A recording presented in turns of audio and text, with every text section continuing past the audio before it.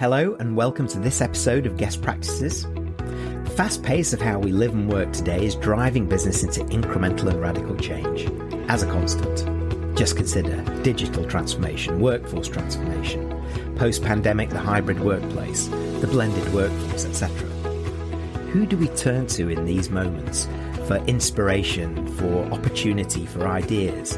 It's so-called thought leaders, professionals and experts who share knowledge, experiences, insights, ideas to help others in their own thinking and actions.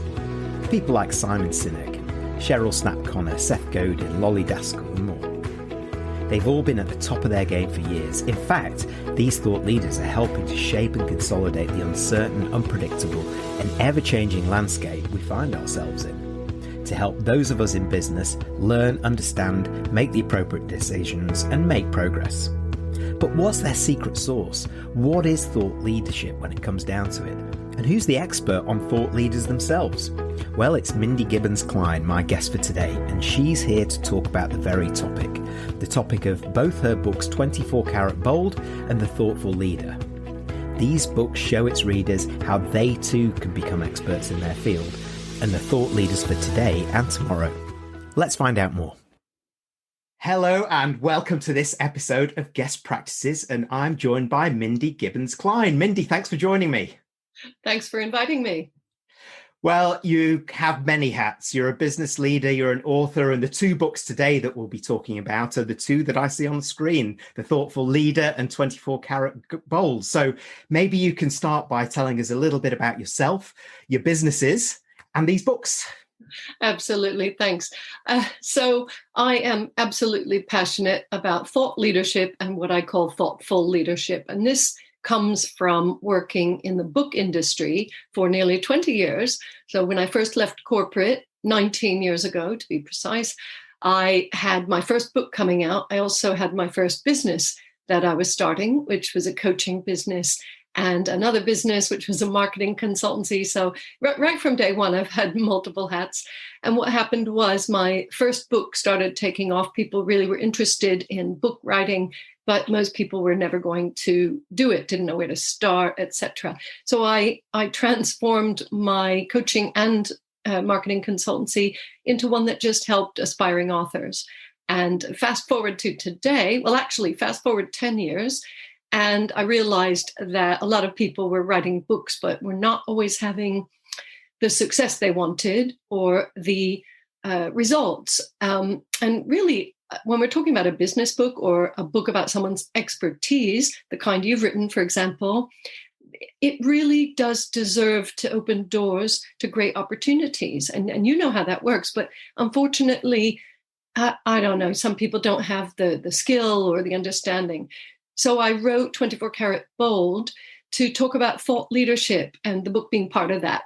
So everything then transformed to thought leadership. And then when that term became overused and abused, I then created thoughtful leadership to kind of raise the bar a bit, and more than a bit. And and that's where I play. And I always want to make sure that people are raising the bar. That's what my work is all about. Well, and I've benefited from this. Let's face it. And now I've been through that process and published that book. There's just no way I could have done that on my own. And I think with the advice you and your team gave me and the different directions that we could travel, it just makes the whole process far easier, I have to say, from my point of view. But I'm able to then focus on what really matters behind it as well and getting the messaging out. But going back, is like you're a business leader, you're a coach, you're an author, you help lots of people, and you've really carved out also this niche yourself as a leadership guru. You own thought leadership, and there are so many definitions of what a thought leader actually is. And I thought that'd be a really great place to start. Can you explain that simply for us and why you feel there is potential in lots of business professionals to step up as experts in their field? Thanks. There is potential. And I think there's an obligation as well, because with the position of leadership comes this responsibility. And some people shirk that, ignore that, abdicate. But I really think that is what leadership is. Some people are kind of forced into a leadership position, but let's talk about everybody who is in place, who has some kind of influence. And my goal is to help people understand that there are specific things they can do to position themselves as a go-to person, as a credible expert, but more importantly, as somebody who has positive intention and is creating positive change in the industry that they're in, and also possibly in society as a whole. I think big, as I know you do too. So the 4 attributes of a real thought leader I came up with in 2008. So coming up to 13 years now, lucky 13. And the reason was that there weren't any, as far as I was concerned, there were no real criteria. It was just one of those terms. So if people really do aspire to achieve that position, and you know what, everybody knows what a go-to person is. You name an industry or a topic and people go, oh yeah, that's the household name. That's the person who leaps to mind. And some people really deserve that. It's nothing to do with a book at this point, although it's harder to achieve that position and that recognition without a book. But it's a strategy. I don't know if you want me to get into what are the 4 attributes. Well, you've tantalizingly left that for us. We'll get to it. But just in terms of what you've just said, something that really resonated for me there about what it means, there's lots of different facets and being that positive change agent in your industry, your company, but also society, particularly now, for leaders to be more compassionate, more forces for good, societally, as thinking about the planet as much as the communities that they serve, is really important. So yes, and I'm absolutely sure also not everybody can become experts, but many would like to. So this is the perfect segue into those 4 elements. What are those 4 qualities that you look for in execs as potential thought leaders of tomorrow, and how do you convince them to do something about it? Well, couple of points. It's not about convincing. It's about sharing what is available and what is possible, and sharing the how-to, the step-by-step way to achieve it. And then it's a choice. Thought leadership is a choice. Thoughtful leadership is definitely a choice. It's not for everyone. However, there's room for a lot of thought leaders out there, especially if they claim their own niched or micro-niched space. So the 4 attributes are reach, and this means how many you reach, but how relevant your reach is. Engagement, because there's no point having a lot of people who follow you, but they're not engaged. Authority, which is the piece that many people understand. They think thought leadership is just about authority. I'm saying it's not, but also specific ways to measure authority. And then the L, I'm just redoing the book. We're creating the 3rd edition, and I will tell everybody here, this is the sneak preview, L was longevity. And I'm thinking of changing it to legacy, because a lot of people use that word, but I'm finding it difficult to merge the 2, because it is about legacy, but in the sense that your impact lasts a long time. So I may call it longevity / legacy, but that's kind of long. Anyway, there are things that you can do as an executive or a business leader or owner or entrepreneur, and you can do more in each of these areas. And the cumulative effect, the overall effect, is that you are seen by the right people, respected by the right people, and invited to opportunities. And, that's what's possible. And then it's a choice, as I say. Well, it's fascinating. I love that change of the L. I mean, this really is for real, isn't it? The 4, your 4 components. And funny you should mention it. That longevity, for me, it can also, I suppose, fit in the reach. You've got the breadth, depth, and duration that you could have in the reach, because legacy really does it for me. You know, that's a great way. And you heard it here first, folks. That's excellent. It's changing. It's changing. That's fantastic. We have an exclusive. Fantastic. So you mentioned that you mentioned the book there, 24 Karat Bold.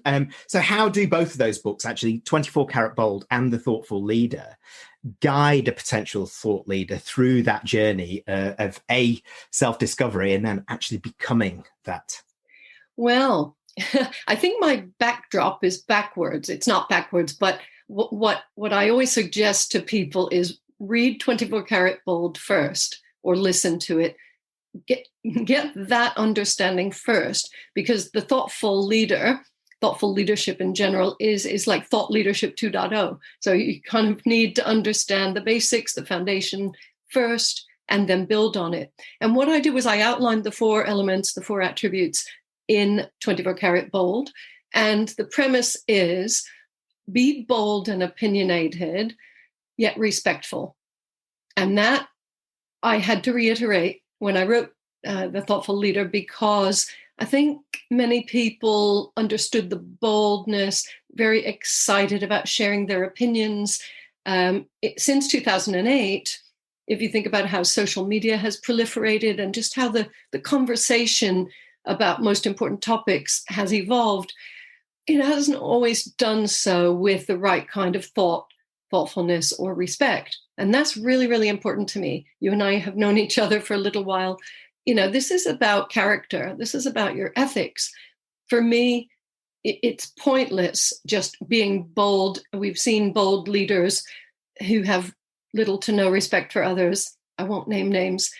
It's really not the point. The point is to get your followers engaged and following you for the right reasons, because they engage with your values as well as the message. So that's where the thoughtful leader comes in. So 24 Karat Bold first, and then once that is assimilated into your life, then go for the next level, which is the thoughtful leader.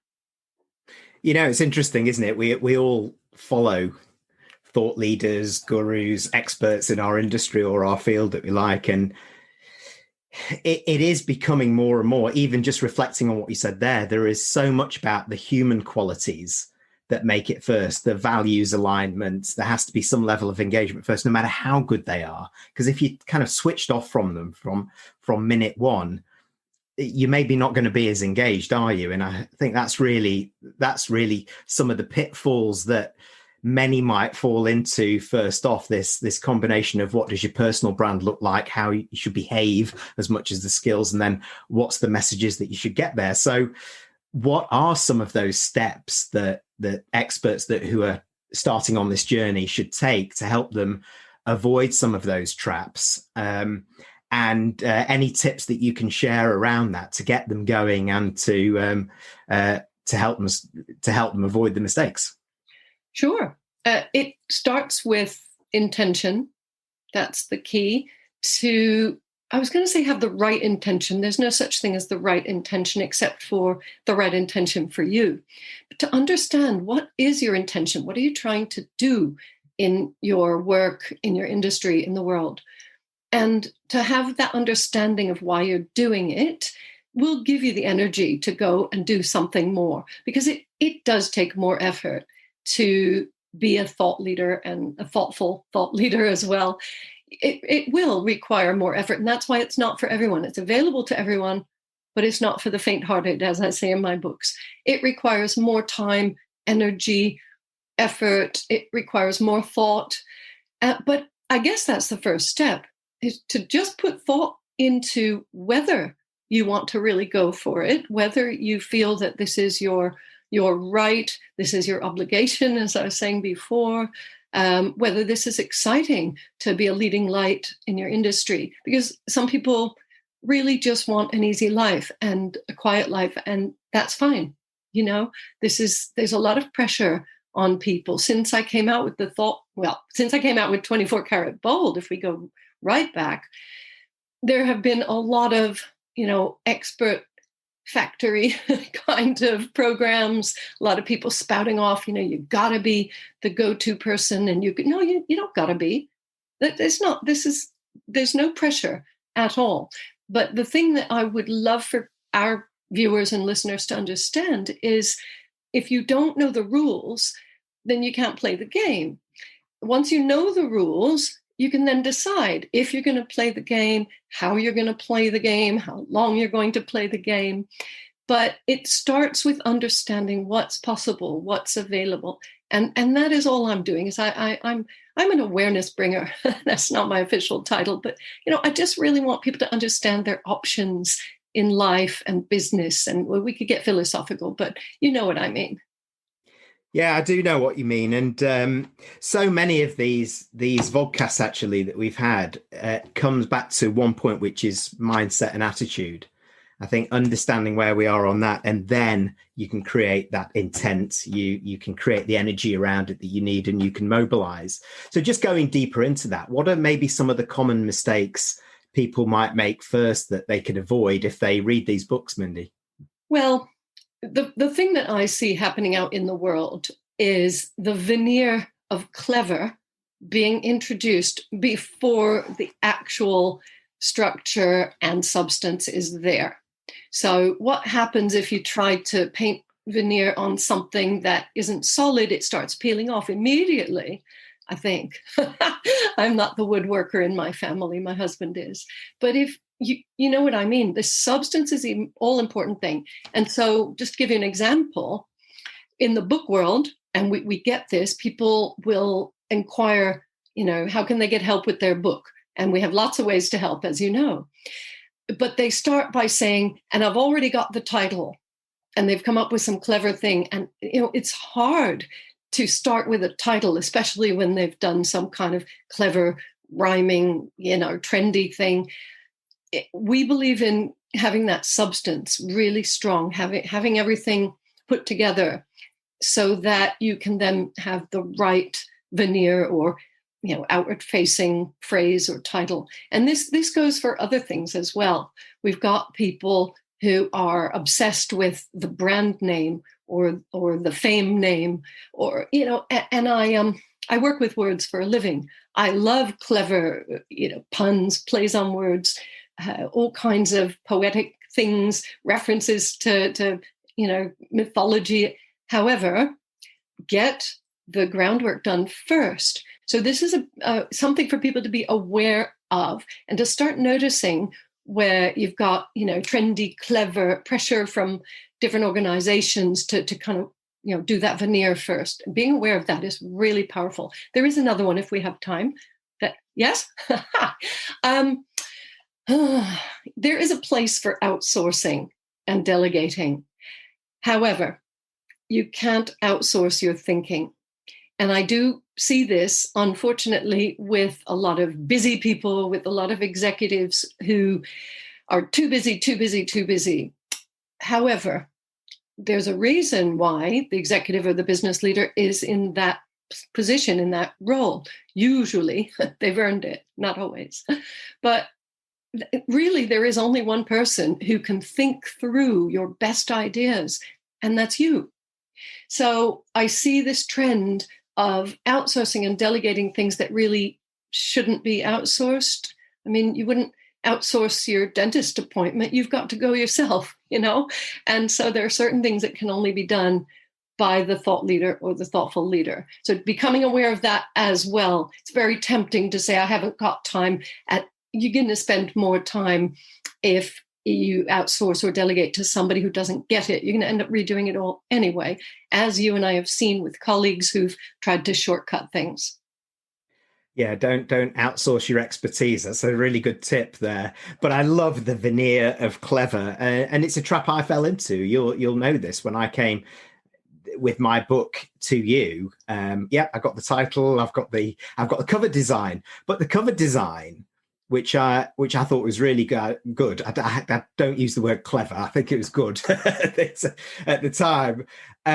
But I hadn't seen a very specific thing that you guys had seen in it. And then your team, I think it was Neil on your team, went away and had a look at it and did it.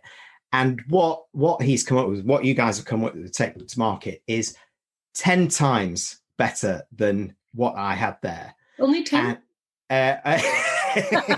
Well, it was starting at a very high base, but it was, but really incredible. And what it's done actually, which I hadn't thought of when I was going into it, it's also given me a brand that I can use, this thumbprint and the echo marks that sort of become synonymous with the book and my thought leadership as on empowered working. So I totally get that, and it's something I benefited from it. So I guess then, so almost talking to me and to others who have just established themselves in this kind of way, certainly from the book point of view, personally, once we become a thought leader, establish this expertise in these areas, how do we stay there and build on that position from your experience?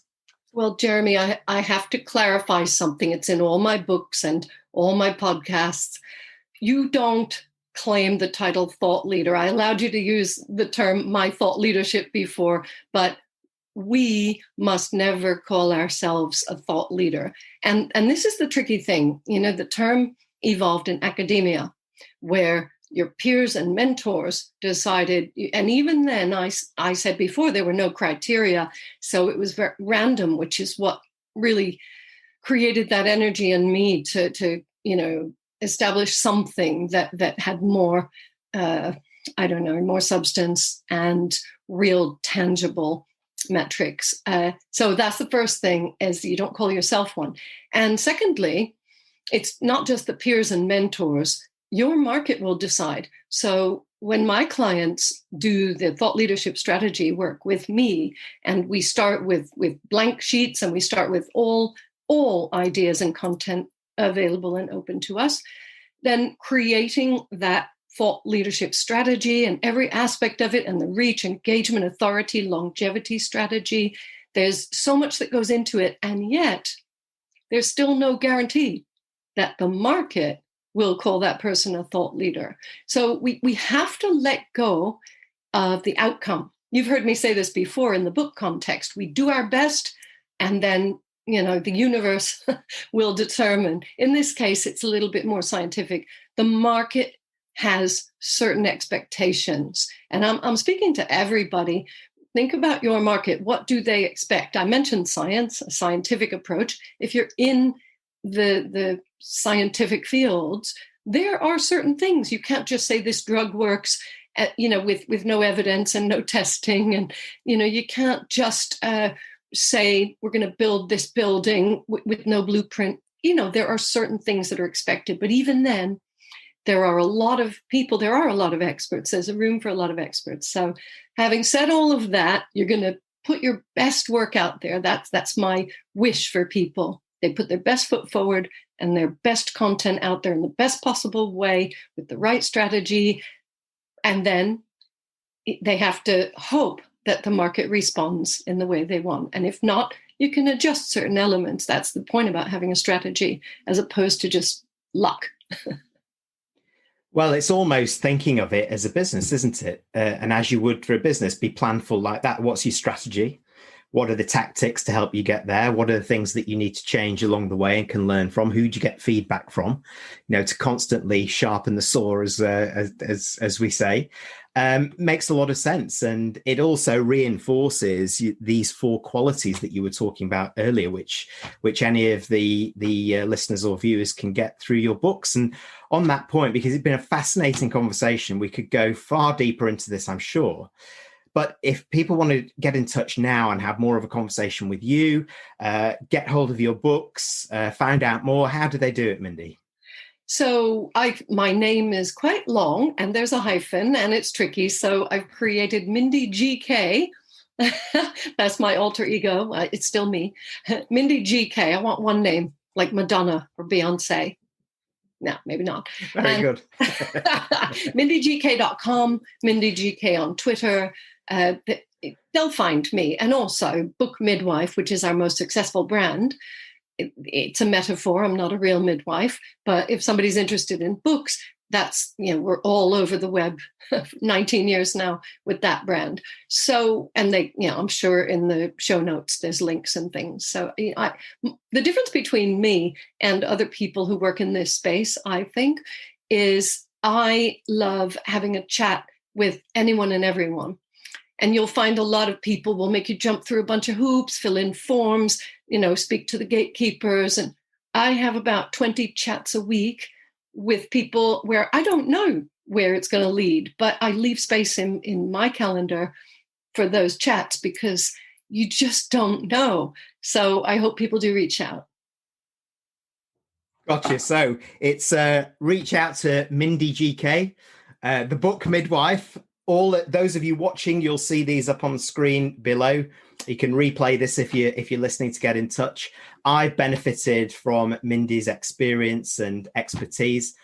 I really understand the value that can bring, no matter how long we've been in business, no matter what expertise that we think we've had. And I've also made a few notes myself. Don't call myself a thought leader is the first underscored and start point on my list. So I continue to learn. Mindy Gibbins-Klein, thank you so much for joining us. It's been a fascinating journey. Thanks a lot. Thank you for joining our Guest Practices videocast. Please do subscribe to our YouTube channel through the link below, or check out our website to access more in our current series of expert interviews.